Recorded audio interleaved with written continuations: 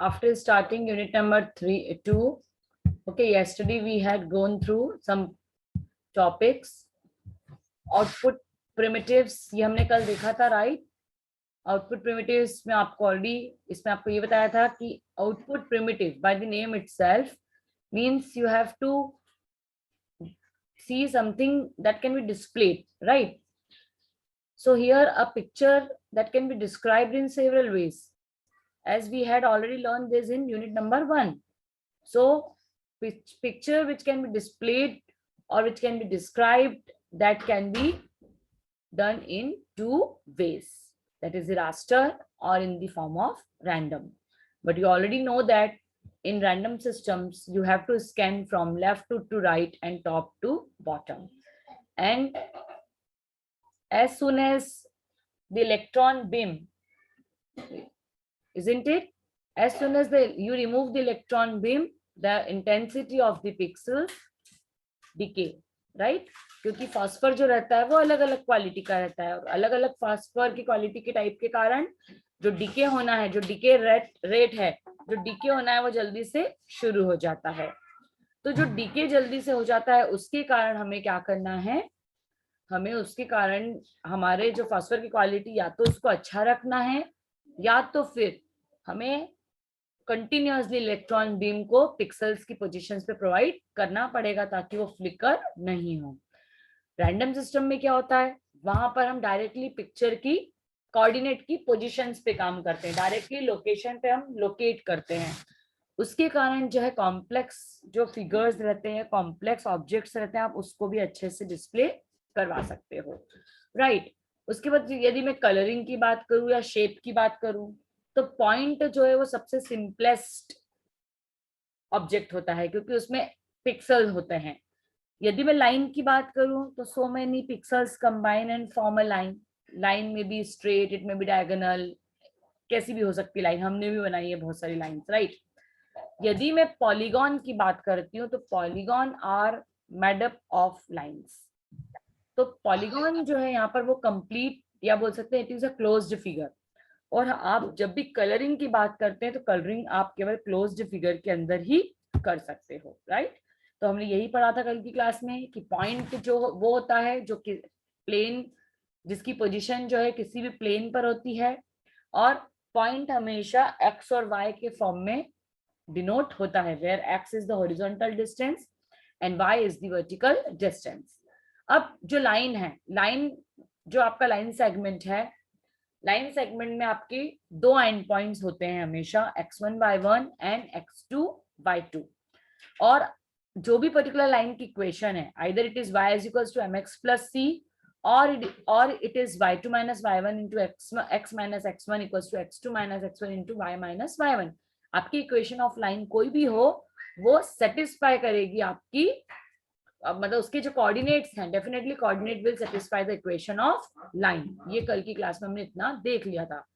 फिर हमने 3 चीजें देखी थी, that is set pixel, then get pixel and put pixel. Set pixel, get pixel और पुट पिक्सल. मैंने बताया था ये तीनों चीजें बहुत इंपॉर्टेंट है.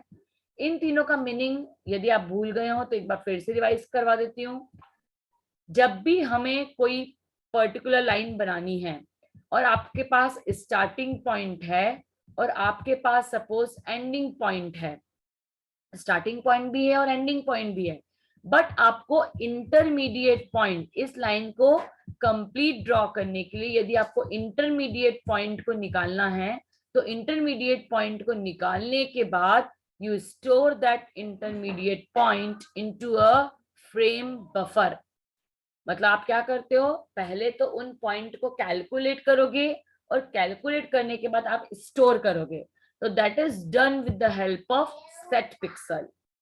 फिर जब आप एक बार फ्रेम बफर में सारे पिक्सल्स को स्टोर कर दोगे, आपको फ्यूचर में उसको डिस्प्ले करवाने के लिए जब भी उन पर्टिकुलर आपको कोऑर्डिनेट की जरूरत पड़ती है तो फ्रेम बफर से आप रिट्राइव करोगे उन कोऑर्डिनेट्स को, that is known as get pixel.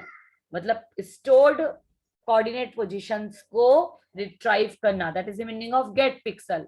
और लास्ट में आता है पुट पिक्सल, मतलब जितने भी पिक्सल आपने गेट किए हैं, मतलब फ्रेम बफर से आपने रिट्राइव किए हैं, उनको स्क्रीन पे डिस्प्ले करवाने के लिए यू यूज पुट पिक्सल। तो ये 3 चीजें बहुत इंपॉर्टेंट है जो हमने लास्ट क्लास में जो है वो डिस्कस की थी। ओके, चलिए अभी सेकेंड स्लाइड से शुरू करते हैं। Second slide for unit number 2।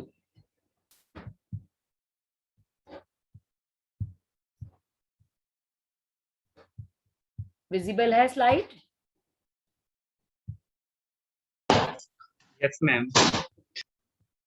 चलिए, अब अगेन सेम थिंग जो आपको कल की क्लास में बताया था कि जो लाइन सेगमेंट है वो क्या हो रहा है, it is having 2 and points x1 y1 and x2 y2। आपको फिगर का एक्सप्लेनेशन भी मैंने कल की क्लास में बताया था कि आपकी हॉरिजॉन्टल एक्सिस जो है वो आपकी x है, आपकी जो वर्टिकल एक्सिस है वो y है, और ये जो पॉइंट है, फर्स्ट पॉइंट जो स्टार्टिंग पॉइंट है it is x1 y1, and जो आपका ये वाला point and point this is x2 and y2। तो इस तरह से आपकी जो लाइन है वो डिफाइन आप करते हो with the help of 2 and points, right. फिर जब भी आप लाइन के कोऑर्डिनेट्स को, मतलब जब भी आप इंटरमीडिएट पिक्सेल्स को फाइंड आउट करते हो, तो वहां पर हमेशा जो पिक्सेल्स की पोजीशन आती है, it appears to you like jaggies, मतलब वो जिगजैग फॉर्म में, एक स्टेयरकेस के फॉर्म में, स्टेप्स के फॉर्म में आपको दिखाई देती है। क्यों ऐसा होता है? बिकॉज जब भी हम लाइन को ड्रॉ करते हैं तो उस लाइन को इजीली ड्रॉ करने के लिए या तो हम ट्रंकेट कर देते हैं डेसिमल पॉइंट को, या तो हम उन डेसिमल पॉइंट को राउंड ऑफ कर देते हैं। तो जो ट्रंकेट और राउंड ऑफ की प्रॉब्लम आती है उसके कारण जो है हमें जिगजैग और स्टेयरकेस दिखाई देता है। तो कल की क्लास में मैंने आपको ये भी बताया था कि यदि 10.48 if this is the your result, then यदि 0.5 से आपका डेसिमल वैल्यू कम है तो आप ट्रंकेट कर देंगे and you will write it as only 10। यदि 20.51 है, 5.5 से यदि आपकी डेसिमल वैल्यू ज्यादा है तो you will round off it as 21। Similar manner में यदि आपका पॉइंट 2.34 है और नेक्स्ट वाला पॉइंट 7.69 है, तो ये 2 जो है 0.34 जो है वो 0.5 से कम है, इसलिए आप इसको you will write it as 2, और 7.69 0.5 से ज्यादा है तो you will round off it as 8, then final point will be 2,8। तो आपको ये चीजों को ध्यान में रखना है कि if the decimal value is 0.5 से यदि कम है तो आपको ट्रंकेट करना है, यदि आपकी डेसिमल वैल्यू 0.5 से ग्रेटर है तो आपको उसको राउंड ऑफ करना है। You have to remember this points, क्योंकि ये हम न्यूमेरिकल में भी करने वाले हैं, ठीक है। Again same point. तो आज हमको शुरू करना है the derivation of digital differential analyzer algorithm, that is known as DDA। This is your first line drawing algorithm. चलिए, straight line segments are used greatly in computer generated pictures. कोई भी computer यदि पिक्चर को generate करता है तो वहां पर स्ट्रेट लाइन का बहुत ज्यादा इंपॉर्टेंट है। कल भी मैंने बताया था कि जब आप नर्सरी में भी पढ़ते हो तो आपको स्लीपिंग लाइन, स्टैंडिंग लाइन, मतलब लाइन से ही हम हमेशा शुरू करते हैं। चाहे ब्लॉक डायग्राम्स बनाने हो, चाहे आपको बार चार्ट्स बनाने हो, आपको ग्राफ बनाना हो, है ना, हम यदि कोई सिविल या मैकेनिकल में कोई ड्राइंग करते हो, हर जगह पर स्ट्रेट लाइन का इंपॉर्टेंस है। और स्ट्रेट लाइन की जो इक्वेशन होती है, it is denoted by y is equals to mx plus c or mx plus b, whatever you say, जहां पर जो m होता है, m is the slope, while with m representing the slope of the line and b as the y intercept। ठीक है, आपका जो b है वो क्या है, it is a y intercept. ये हमको सब पता है, हम आप पढ़ कर आए हो। तो यदि मतलब यहाँ पर कंडीशन क्या है कि x और y यदि कोई लाइन के पॉइंट हैं तो this X Y must satisfy equation of line, that is y is equals to mx plus c। But यदि आपकी लाइन है which is having two end points, that is x1 y1 and x2 y2, यदि line के दो and points हैं, तो in that case the equation of line is represented by y2 minus y1 into x minus x1, right? And that is equals to, ये क्या है, this is equals to x2 minus x1 into y minus y1। ये आपको कल की class में बताया था कि इक्वेशन ऑफ लाइन यदि x1 y1 को बिलोंग करती है तो ये हम पढ़ चुके हैं। And what is slope? It is denoted by m, and you know that slope is del y by del x, और del y और del x का मतलब क्या होता है कि यदि हम ऐसे फिगर की बात करें कि x, यस, एनी डाउट?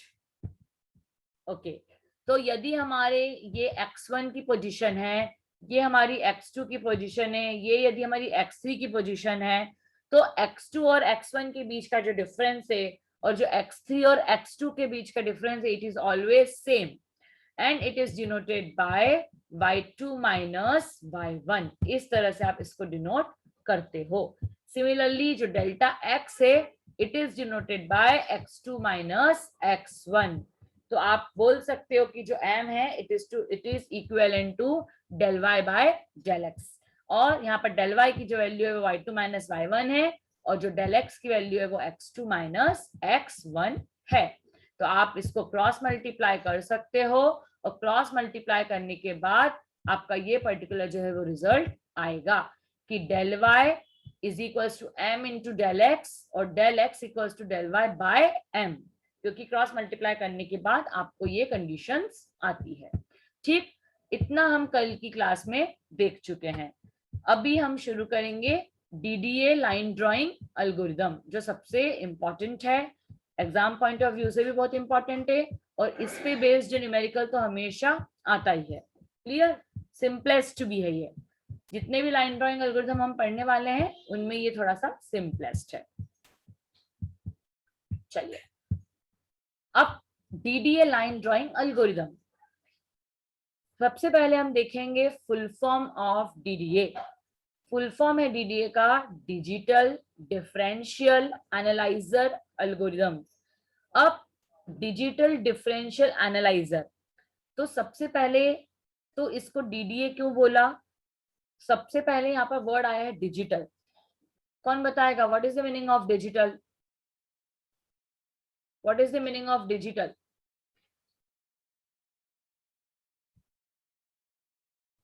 — 27 लोग ही क्लास में, किसी की भी आवाज नहीं आ रही है, लेकिन what do you mean by digital?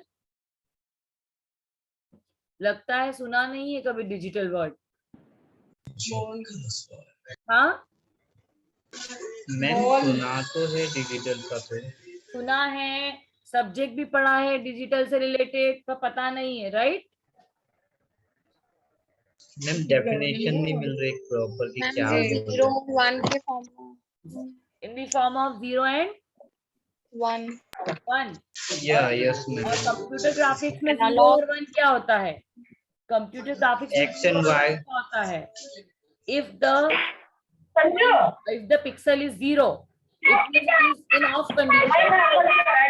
Mute कर लीजिए बेटा। if the pixel is 0 मतलब it is in off condition, and if the pixel value is 1, that is it is in on condition। मतलब यहाँ पर भी हम काम कर रहे हैं digitally in the form of 0 and 1, कि मतलब यदि पिक्सल वैल्यू 0 है मतलब वो ऑफ पॉइंट है, यदि पिक्सल की वैल्यू 1 है मतलब वो ऑन पॉइंट है। अब आपने डिजिटल डिफरेंशियल बोला, तो डिफरेंशियल जो है आपने 11th क्लास में इंटीग्रेशन और डिफरेंशिएशन पढ़े हैं। डिफरेंशिएशन और इंटीग्रेशन में क्या होता है? डिफरेंशिएशन को आप ब्रेक करते जाते हैं। प्लीज म्यूट कर लीजिए। डिफरेंशिएशन में आप क्या करते जाते हैं? आप ब्रेक करते जाते हो, राइट? और ब्रेक क्या, और इंटीग्रेशन में क्या करते हो? आप जोड़ते जाते हो।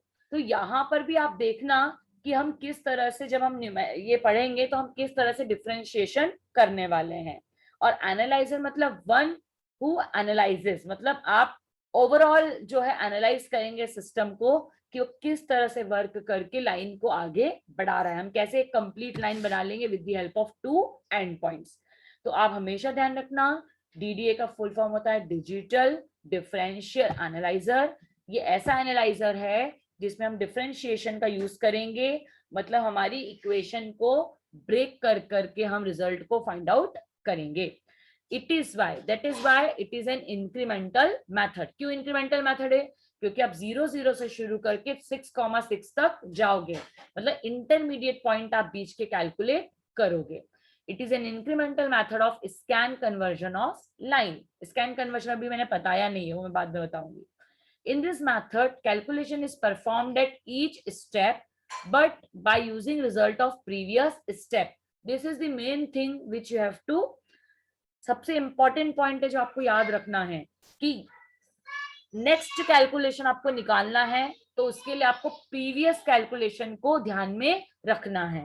फिर जो सेकेंड कैलकुलेशन आया उसी की बेसिस पे आप थर्ड कैलकुलेशन निकालोगे और ऐसे फोर्थ फिफ्थ सिमिलरली आप ऐसे आगे बढ़ते जाओगे। कब तक? Until you reach the end point, जब तक आप एंड पॉइंट पे नहीं पहुंच जाते। ठीक है, चलिए अब डीडी एल्गोरिथम में आप क्या करोगे? हियर द मैथ जो एल्गोरिथम है it is based on calculating dy and dx। मतलब यहाँ पर पहली स्टेप ही यहीं से शुरू होती है कि आपको dy और dx की वैल्यू को फाइंड आउट करना है। आपको x1 y1 और x2 y2 केवल ये दिए रहेंगे, इसके बेसिस पे आप dy और dx निकाल सकते हो। कैसे निकाल सकते हो? You know the meaning. आपको x1 और y1 ये दोनों वैल्यू आपको गिवन रहेगी और आपको x2 और y2 ये दोनों एंड पॉइंट्स हैं लाइन के, ये दोनों वैल्यू आपको क्या रहेगी? गिवन रहेगी। तो आप क्या dy dx और dy की वैल्यू निकाल सकते हो? कितने लोग निकाल सकते हैं dy और dx की वैल्यू? अभी मैंने बताया कि dx और dy मैम निकाल सकते हैं। निकाल सकते हैं। dx क्या होता है? It is x2 minus x1 और dy क्या होता है? It is y2 minus y1। अब आप कर लो कैलकुलेट। यदि आपको पता if it is 0 and this 0 and this is 6 and this is 6, so 6 minus 0 that is equivalent to 6 and again 6 minus 0 that is equivalent to 6। तो डेल्टा x की value भी 6 और डेल्टा y की वैल्यू भी 6। तो न्यूमेरिकल करने में सबसे पहली स्टेप यही है कि आपको x1 y1 और x2 y2 की वैल्यू गिवन रहेगी, उस गिवन वैल्यू से आपको डेल्टा x और डेल्टा y को फाइंड आउट करना है। चलिए अब डेरिवेशन शुरू हो रहा है। डेरिवेशन को एकदम ध्यान से देखेंगे क्योंकि ये डेरिवेशन बहुत ज्यादा इंपॉर्टेंट है। चलिए suppose at step I the pixel is xi yi, क्योंकि शुरू में हमारा जो पिक्सल है वो क्या है? x1 y1 और x2 y2 है ना। लेकिन यदि कोई ith स्टेप है तो ith स्टेप पे जो पिक्सल की वैल्यू रहेगी वो xi और yi रहेगी। सपोज कोई nth स्टेप है तो nth स्टेप पे जो पिक्सल की वैल्यू है वो xn yn रहेगी। ठीक है ना। वन स्टेप पहला जो पहली वैल्यू है वो क्या रहेगी? x1 और y1। यदि लास्ट वैल्यू है तो xl और yl, मतलब आप कैसे भी डिनोट कर सकते हो। तो xi yi यदि कोई लाइन का पॉइंट है तो डेफिनेटली वो जो पॉइंट है वो इक्वेशन ऑफ लाइन को सेटिस्फाई करेगा। तो I can rewrite my equation of line as like this, y is equals to mx plus b। आपको पता है होता है, तो यहाँ पर y की जगह पर मैंने लिख दिया yi और x की जगह पे लिख दिया xi। तो इसका मतलब ये है कि ये जो xi yi है ये इक्वेशन ऑफ लाइन को सेटिस्फाई करते हैं। अब आपको पता है कि जैसे x1 होता है तो उसके बाद x2 आता है, उसके बाद x3 आता है, मतलब there is a difference of 1, 2 minus 1 1, 3 minus 2 1, then 4 minus 3 1, मतलब डिफरेंस कितने का आ रहा है? आपका 1 1 का डिफरेंस आ रहा है। तो नेक्स्ट वैल्यू जो रहेगी, नेक्स्ट वैल्यू में आपको i में 1 को ऐड करना है और आपको इस x के i में भी 1 को ऐड करना है। This is your equation number 2। आपको बात क्लियर है? डेरिवेशन आपको हल्का क्लियर है? पहली आपने xi yi पॉइंट पर पहले इक्वेशन जो सेटिस्फाई कर दी थी yi plus mx yi equals to mxi plus b। और आपकी जो नेक्स्ट वैल्यू होगी इसमें ऑब्वियसली +1 हो जाएगा, क्योंकि हमें पता है हम वैल्यू को 1 से प्लस करते हैं। तो ये क्या हो जाएगा आपका yi +1, मतलब i की जगह पे आपको +1 लिखना है, मतलब i will be replaced by i +1, क्योंकि इसके बाद की वैल्यू वही आती है i +1 की वैल्यू। तो yi +1 equals to mxi +1 + b, बाकी सब तो एज इट इज रहेगा। ठीक है, चलिए अब हमें पता है यहाँ पर कि डेल y का मतलब क्या होता है। अभी हमने देखा कि डेल y का मतलब होता है y2 - y1, ये डेल y का मतलब होता है।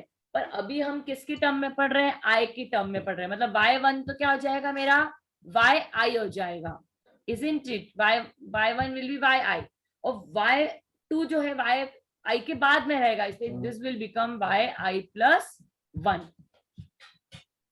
क्लियर है आपको? तो यहाँ पर जो डेल y की वैल्यू है, this del y will be equal to yi +1 - yi। Clear? जैसे y2 - y1 होता है, वैसे इसको i की टर्म में लिखना चाहेंगे तो this is your equation number 3, that del y is equal to yi +1 - yi। ये आपकी इक्वेशन नंबर क्या हो गई, 3 हो गई। अब यहाँ पर आपकी आती इक्वेशन नंबर 4। जैसे आपने डेल y की वैल्यू लिखी है, सिमिलर मैनर में आप डेल x की वैल्यू लिख सकते हैं। तो डेल x क्या होगा, xi +1 माइनस ऑफ xi। ठीक है, यहाँ पर डेल x क्या होगा, xi +1 माइनस xi। चलिए, अभी तक मैंने जो बताया, जो डेरिवेशन बताया, इसमें किसी को कोई डाउट है? Anybody having any doubt? How आप मैडम आपने डेल x की वैल्यू कैसे लिखी है, डेल y की वैल्यू कैसे लिखी? क्लियर है आपको कि del y yi +1 minus yi या del x xi +1 minus xi कैसे हुआ? Is it clear to you?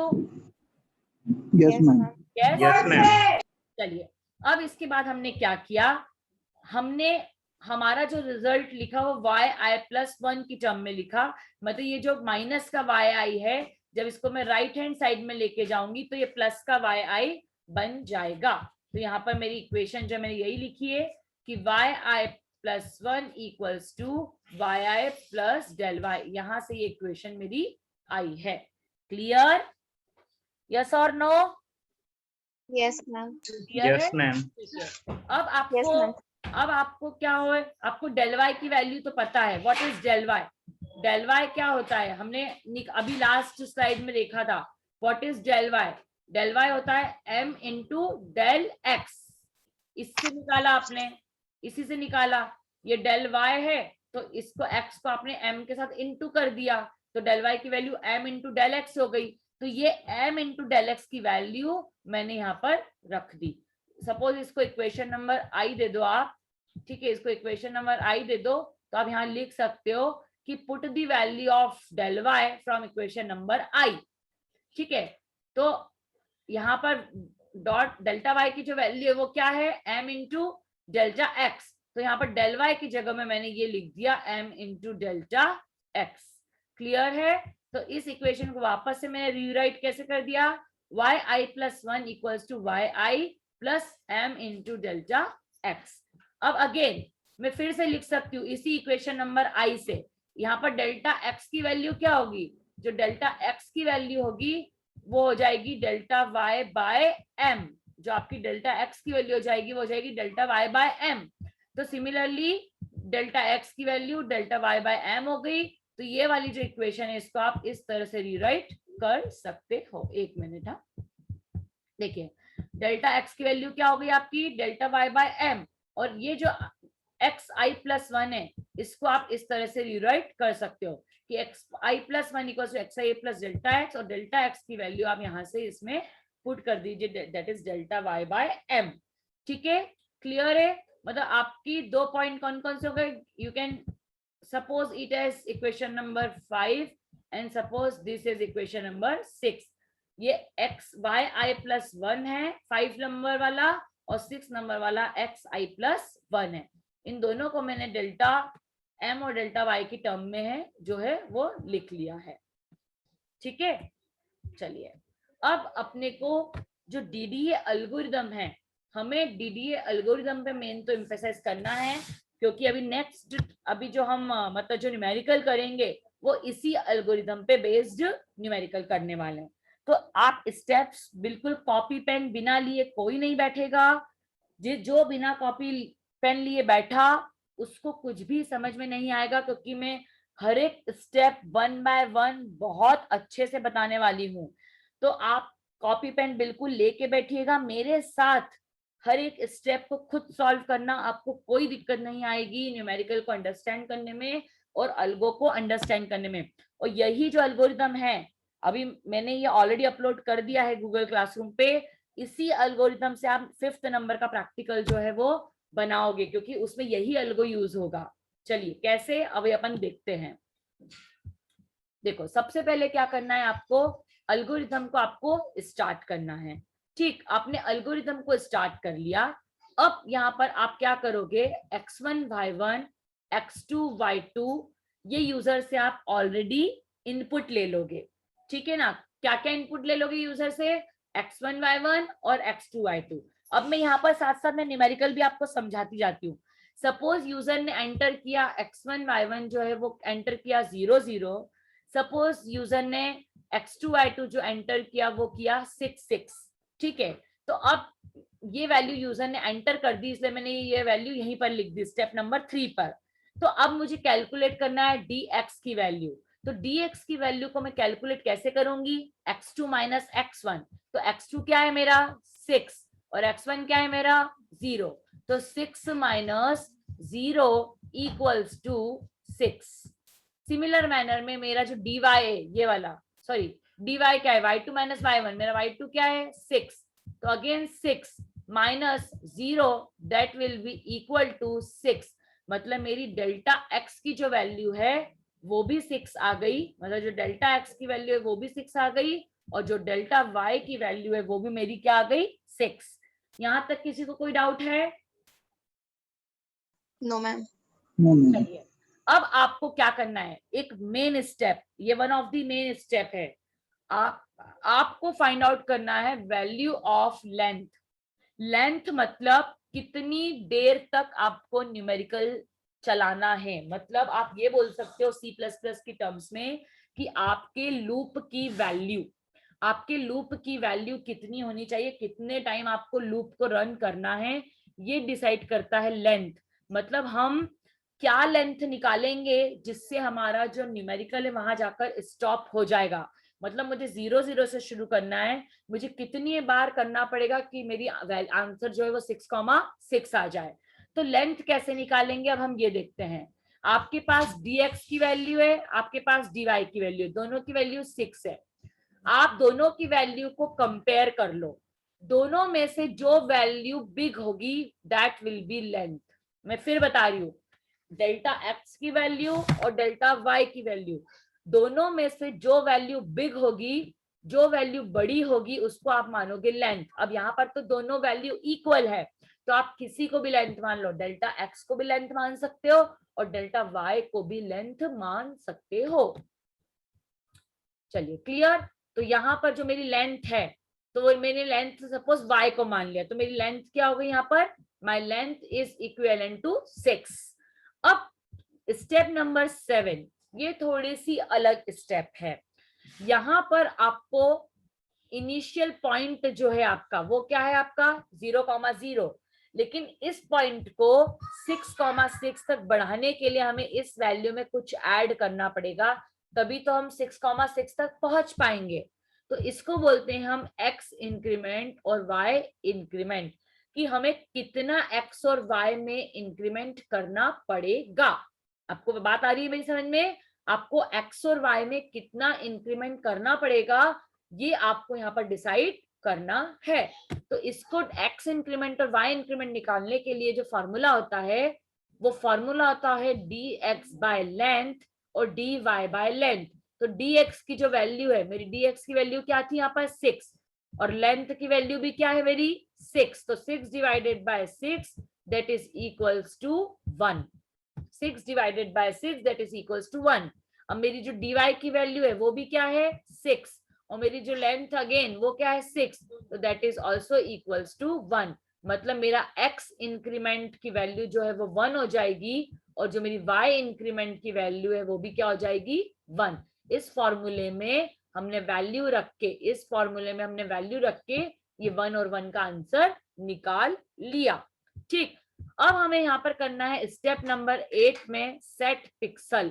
Set pixel मतलब x, y। अब x, y क्या है, तो ये बोल रहा है कि consider x equals to x1, y is equals to y1। तो x1, y1 की वैल्यू क्या है 0, 0। तो यहाँ पर जो सेट पिक्सल हो जाएगा वो हो जाएगा 0, 0। अब स्टेप नंबर 9 में आपको क्या करना है, ये जो x y की वैल्यू है इसमें इंक्रीमेंटेड वैल्यू को ऐड करना है। तो x क्या है हमारा 0, इसमें इंक्रीमेंटेड वैल्यू x की कितनी है जो हमने निकाली थी 1, तो that 0 plus 1 that is equals to 1 and y की वैल्यू क्या है 0 और y इंक्रीमेंट की वैल्यू हमने क्या निकाली ऊपर स्टेप नंबर 7 से 1, तो 0 प्लस 1 अगेन इक्वल्स टू 1। मतलब जो 0, 0 के बाद जो मेरा नेक्स्ट पॉइंट आया वो क्या आया 1, 1। अब ये तो इंटीजर वैल्यू आई है, डेसिमल में नहीं आया, इसलिए मेरे को राउंड ऑफ और ट्रंकेट करने की जरूरत नहीं है, मैं डायरेक्टली 1, 1 यहाँ पर लिख दूंगी। Are you getting my point? और आपको ये रिपीट कब तक करना है 6 times. I is less than equals to length और लेंथ की वैल्यू है 6, मतलब मेरे को 6 बार रिपीट करना है। तो ये हुआ मेरा पहली बार 1, 1, ये हुआ मेरा पहली बार। ठीक है, चलिए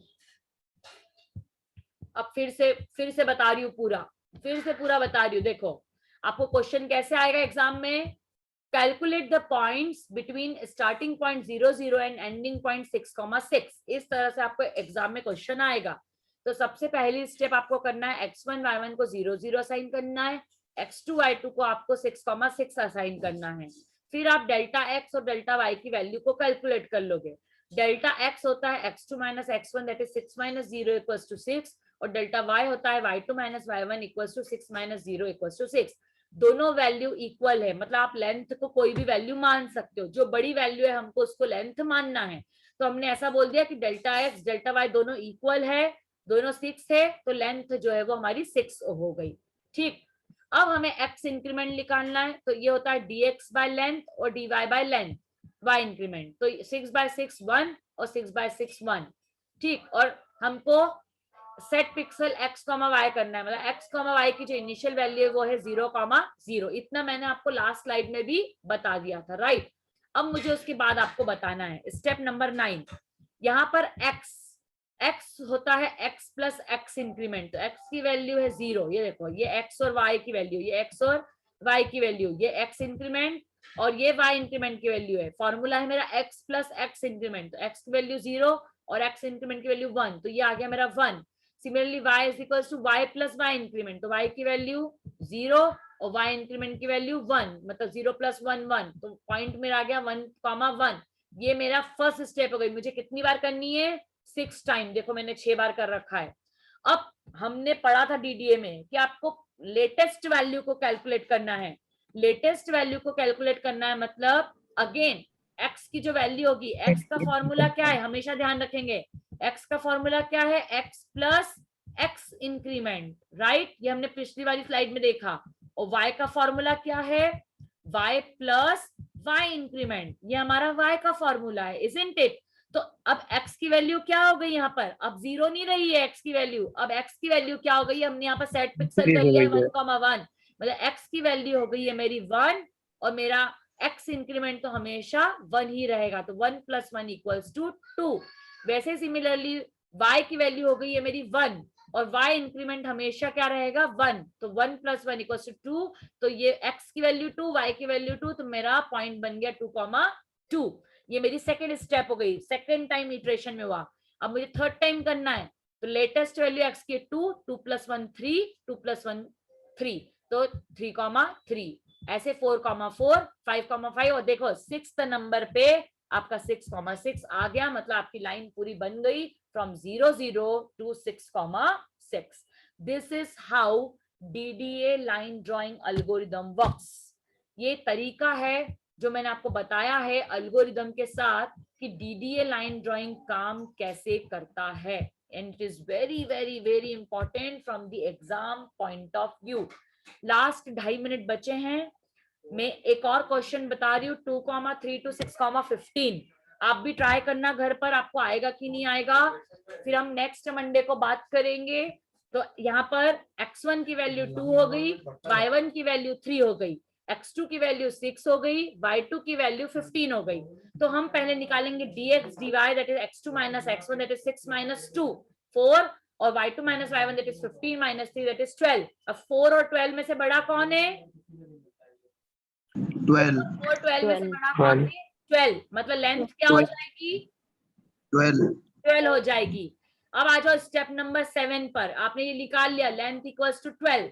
अब जब आप स्टेप नंबर 7 पे आ रहे हो तो आपको पता है x इंक्रीमेंट का फॉर्मूला क्या होता है? dx बाय लेंथ, और y इंक्रीमेंट का फॉर्मूला क्या होता है? dy by length. अब dx की वैल्यू क्या थी आपकी? dx की वैल्यू थी आपकी 4, तो 4 बाय 12 दैट इज 0.33, और y increment dy 12 by 12 that is 1। मतलब अब जो मेरे इंक्रीमेंट आ गए वो 0.33 और 1 आ गया है। और यहाँ पर सेट पिक्सल करूंगी मैं x और y को, यहाँ पर 0 0 नहीं है क्योंकि यहाँ पर शुरू कहाँ से हो रहा है? 2,3 से हो रहा है। तो सेट पिक्सल शुरू वाला पिक्सल दैट इज 2,3। बात आ रही है समझे? इस तरह से आपको एल्गोरिथम को प्रोसीड करना है। एक बार मैं अटेंडेंस ले लूं, नहीं तो लेक्चर एंड हो जाएगा। इसके बाद का तो मैं आपको नेक्स्ट क्लास में भी बता सकती हूँ। अटेंडेंस ले लेती हूँ पहले।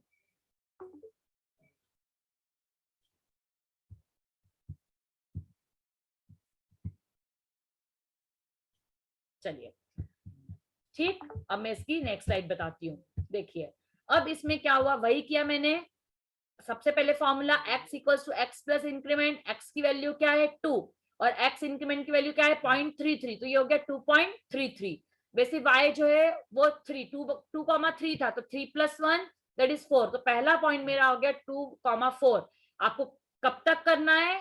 12 टाइम्स। और देखो 12 टाइम्स पे आपका 6,15 जो है वो आ गया है। कर लेंगे ऐसा? यस मैम, कर लेंगे। जाएगा देखो मैम। ये लेटेस्ट वैल्यू क्या है 2.33, तो 2.33 में 0.33 को ऐड किया तो आया 2.66। अब देखो यस मैम, 2.66 0.5 से बड़ा है, इससे 2.66 को क्या लिखा मैंने 3, और ये 5 तो इंटीजर वैल्यू है इसलिए इसको 5, तो ये 3,5 हो गया। ये 2.33 0.5 से कम था इसलिए मैंने इसको लिखा 2, मतलब राउंड